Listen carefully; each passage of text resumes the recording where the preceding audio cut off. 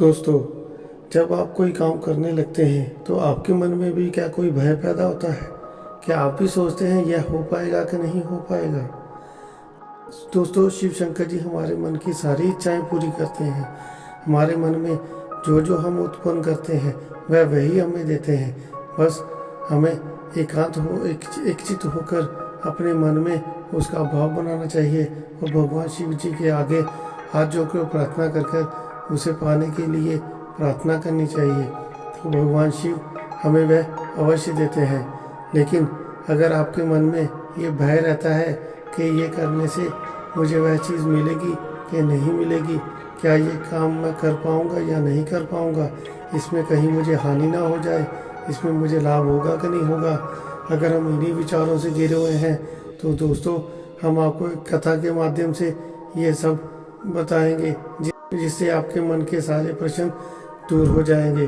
तो दोस्तों, अगर आप शिव भक्त हैं तो ये कथा पूरी सुनिएगा, आधी अधूरी मत छोड़िएगा और भगवान शिव जी का अनादर बिल्कुल मत करिएगा। दोस्तों, एक गांव में एक साधु रहते थे। वह साधु बहुत ही प्रतापी थे।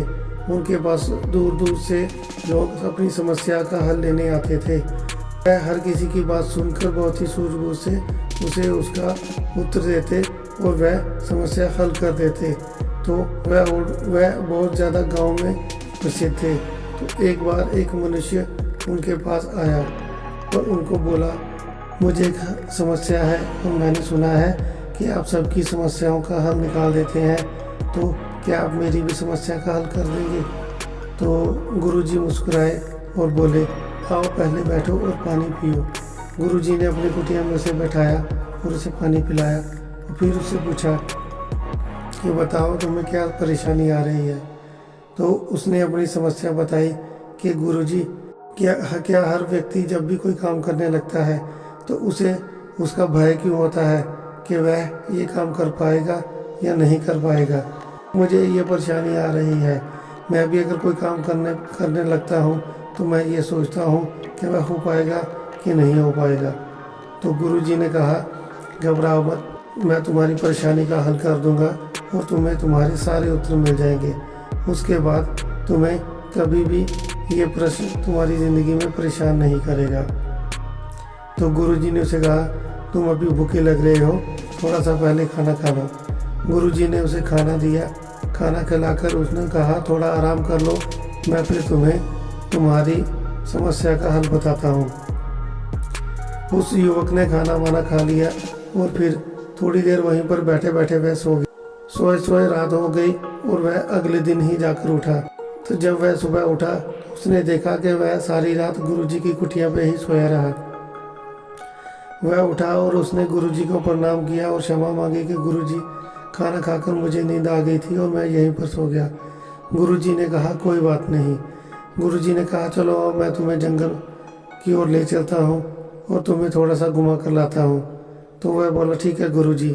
जब वह जंगल की ओर जा रहे थे तो गुरुजी ने एक सामने गुफा देखी और गुरुजी उसे उस गुफा के अंदर ले गए। और जैसे ही वह गुफा के अंदर गए तो बहुत ज़्यादा अंधेरा हो गया था। वह एक दूसरे को भी देख नहीं पा रहे थे। तो गुरुजी एकदम चुपके से उस गुफा से बाहर आ गए और गुफा को बंद कर दिया। वह इंसान अंदर ही रह गया और उसने आवाज़ लगानी शुरू की, गुरुजी आप कहाँ हैं, गुरुजी आप कहाँ हैं। अब अंधेरे में उसे पता नहीं लग रहा था और ना ही कोई आवाज़ सुनाई दे रही थी। तो वह परेशान हो गया और गुफा की बाहर की ओर जब आने लगा तो उसने देखा गुफा बाहर से बंद है, वहाँ पर भी अंधेरा ही छाया हुआ है। तो वह परेशान होकर अंदर ही बैठ गया और सोचने लगा कि अभी मैं क्या करूं, मैं तो गुफा के अंदर फंस गया हूं, लगता है ये गुरुजी ने मुझे फंसाया है। तो उसे भूख और प्यास लग रही थी और वह परेशान हो गया था। फिर वह गुफा के अंदर की ओर दोबारा चला गया। फिर उसने देखा दूर से एक रोशनी नीचे की ओर आ रही थी और उसने सोचा शायद ऊपर की ओर रास्ता है। तो वह थोड़ा उछलकर ऊपर की ओर जाने की कोशिश करे, लेकिन उससे हो नहीं पाया। फिर कुछ देर बाद वह कोशिश करने के बाद थक गया और नीचे बैठ गया। अब उसे भूख प्यास लग रही थी तो वह सोच में पड़ रहा था कि लगता है मैं यहीं पर आज अपने प्राण त्याग दूंगा। फिर अंधेरे में बैठे बैठे ही उसका हाथ एक पत्थर की ओर लगा। तो उसने देखा कि मेरे आसपास लगता है कुछ पत्थर है। तो उसने धीरे धीरे उन पत्थरों को इकट्ठा करना शुरू किया और उन पत्थरों की एक सीढ़ी बनाने की कोशिश की। जैसे ही उसने धीरे धीरे वह पत्थर इकट्ठे किए और उनके ऊपर खड़े होकर वह उस रोशनी की ओर जाने लगा, तो ऊपर से गुरुजी का उसे हाथ दिखाई दिया। तो उसने गुरुजी का हाथ थामा और गुरुजी ने उसे ऊपर ले लिया। जैसे ही वह ऊपर आया तो वह गुरुजी के ऊपर बहुत ही गुस्सा हुआ और बोलने लगा, गुरुजी, ये आपने जानबूझकर किया, मुझे आपने गुफा में अकेले क्यों छोड़ दिया। तब गुरुजी ने कहा, पुत्र शांत हो जाओ, ये लो पानी पियो। तब उसने पानी पिया और गुरुजी से क्षमा मांगी कि वह उनके ऊपर बहुत ही गुस्से से बोला। तो गुरुजी ने उसे क्षमा किया और वो बोला, पुत्र, ये तुम्हारे प्रश्न का उत्तर था। अगर तुम कोई काम करोगे और उसके बारे में तुम्हें कोई बुरी सलाह देने वाला कोई नहीं होगा, तो तुम खुद अपने लक्ष्य की ओर अच्छे से सोच विचार करके उसी पर ध्यान देकर अपने लक्ष्य को पाने की प्राप्ति करोगे।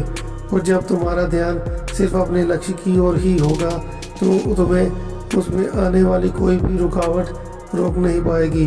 तुम अपने लक्ष्य पर डटे रहोगे और तुम उसे पाकर ही रहोगे, और उसके रास्ते में आने वाली जितनी भी कठिनाइयाँ होंगी तुम खुद उनका तोड़ निकालोगे।